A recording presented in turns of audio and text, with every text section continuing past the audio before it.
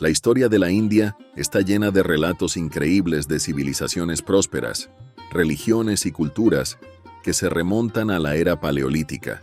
La civilización de la India es una de las más antiguas que conocemos y ha desempeñado un papel en el escenario mundial durante siglos e incluso hoy en día.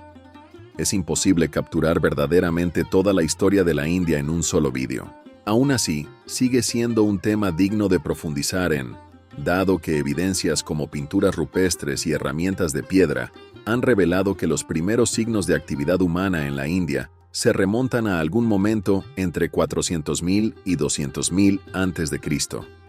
No existen detalles sobre las civilizaciones que habitaron la región hace mucho tiempo, pero sí sabemos que una de las primeras sociedades sofisticadas que recorrió las tierras de la India fue el pueblo Harappa, que probablemente existió durante los primeros miles de años antes de Cristo. A lo largo del río Indo, el pueblo harapano tenía su propio sistema de escritura, un sistema social y económico avanzado, así como una arquitectura y ciudades urbanas impresionantes.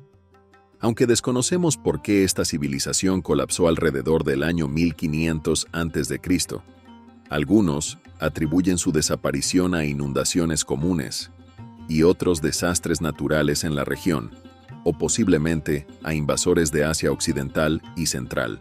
La siguiente civilización conocida que dejó una huella en los libros de historia de la India fueron los arios védicos.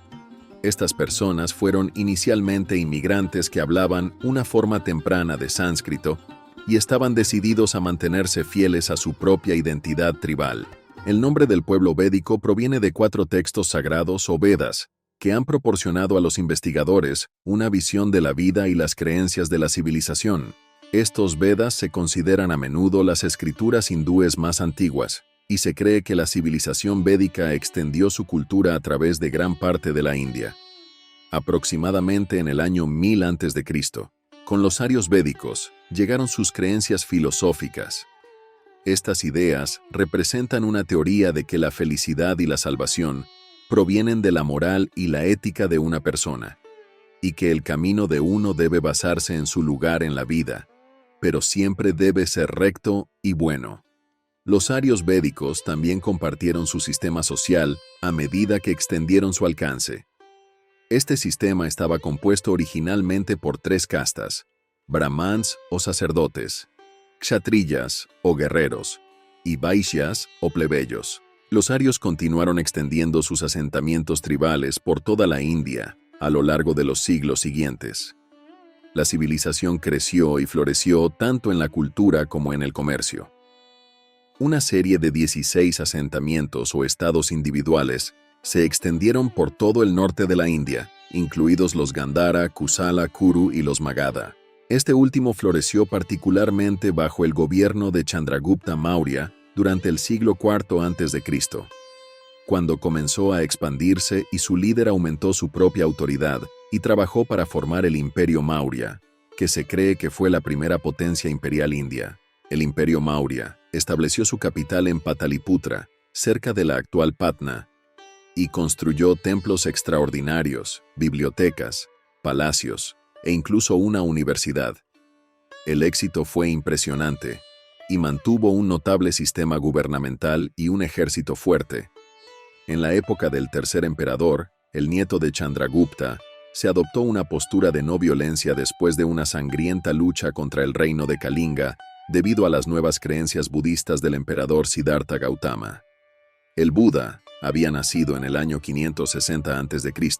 y durante el reinado del emperador Ashoka, el sistema religioso que había fundado se estaba volviendo cada vez más frecuente en toda la India, posiblemente debido a su falta de voluntad para participar en conflictos. Aunque el Imperio Maurya finalmente se disolvió en el siglo II a.C., la última línea de la dinastía Maurya, Brihadrata, fue asesinada por su comandante en jefe, quien más tarde fundaría la dinastía Shunga en 185 a.C.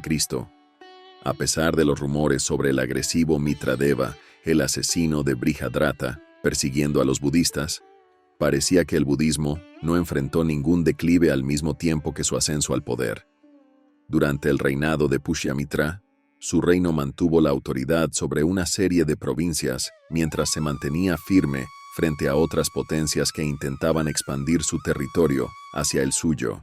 Después de la muerte del monarca, aunque su dinastía parecía haber caído en términos de importancia, no se sabe que haya hecho nada notablemente relevante y su control duró poco.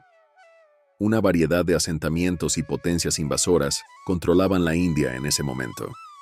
Uno de ellos era el reino de Kushana, conocido por su importante participación comercial con los imperios chino, persa y romano a lo largo de la ruta de la seda. El gobernante Kanishka, en el siglo I a.C., también se convirtió al budismo y ayudó a promover la religión en toda la región. En el año 75 d.C., el reino Kushana marcó una nueva era, la era Shaka. Un poco lejos de los Kushanas, en el sur, un puñado de otros poderes surgieron y cayeron, luchando por la supremacía entre sí.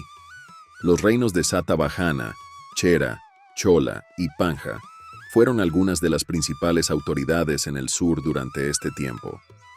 Durante la época clásica, el imperio Gupta se convirtió en la cara del norte de la India, durante lo que a menudo se describe como la Edad de Oro del norte de la India. El reinado del imperio Gupta se considera una época de ley y orden, así como de florecimiento cultural. Los gobernantes del imperio no eran ajenos a las expediciones militares, pero buscaban expandir su territorio a través de medios pacíficos, como alianzas marciales, no menos que a través de acciones militares. Aunque el imperio Gupta tuvo un gran éxito durante siglos, finalmente alcanzó un punto de declive entre los siglos V y VI, cuando los hunos invasores de Asia Central comenzaron a anexarse y tomar el control de la tierra del imperio anteriormente dominante. Mientras las religiones del budismo y lo que más tarde se convirtió en hinduismo prosperaron, las autoridades locales e invasoras continuaron luchando por el territorio y el dominio durante los siglos siguientes. Cuando el Islam comenzó a abrirse camino en la India, otras religiones anteriormente principales, como el budismo, comenzaron a declinar a principios del siglo XIII. Surgió la era del dominio del sultanato de Delhi. La primera dinastía dentro del sultanato de Delhi fue fundada por Qutb-ud-Din Aibak. La dinastía de esclavos controló el sultanato hasta alrededor de 1290, cuando la dinastía Khilji tomó el poder por primera vez de la mano de Jalal-ud-Din Khilji. Su familia mantuvo el trono durante menos de un siglo, ya que la dinastía Tughlaq estaba al lado del poder en 1320. La dinastía Tughlaq técnicamente retuvo el poder hasta 1412, pero las cosas se complicaron con la incursión liderada por Timur en 1398 en Delhi, cuando la dinastía Tughlaq debilitó a la dinastía Sayyid, quienes los reemplazaron a partir de 1414. Los Sayyids duraron aproximadamente 37 años, pero el reinado del último gobernante estuvo manchado por la rebelión y la discordia.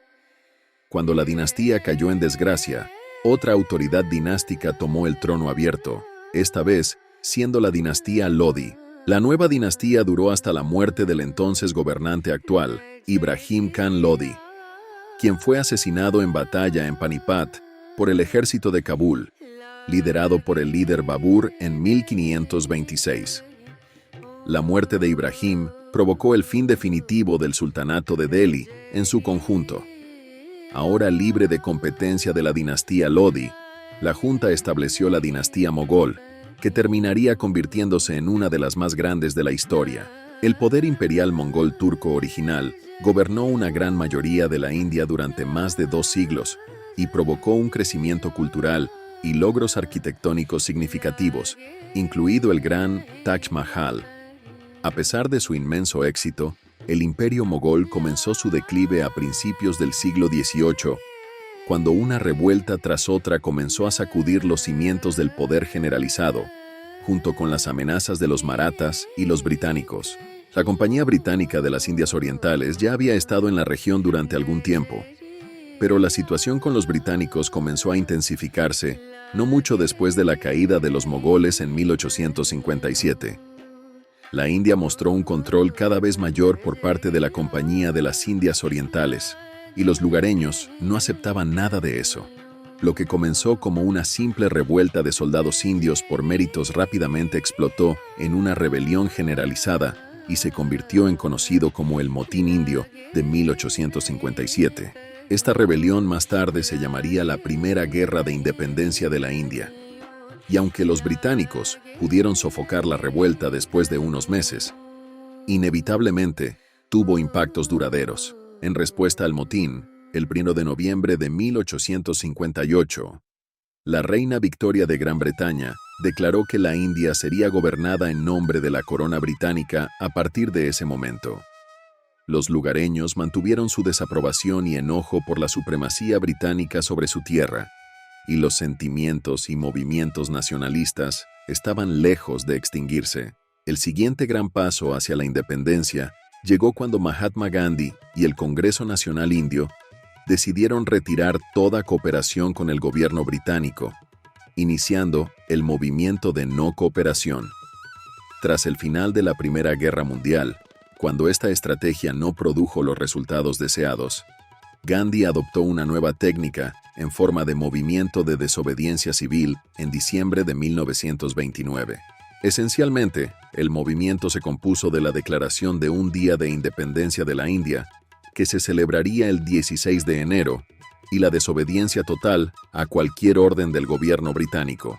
Nuevamente, la estrategia de Gandhi fracasó, y esta vez incluso fue arrestado, mientras muchos otros rebeldes fueron asesinados. Pero los británicos finalmente fueron empujados a las mesas de negociación que comenzaron en noviembre de 1930.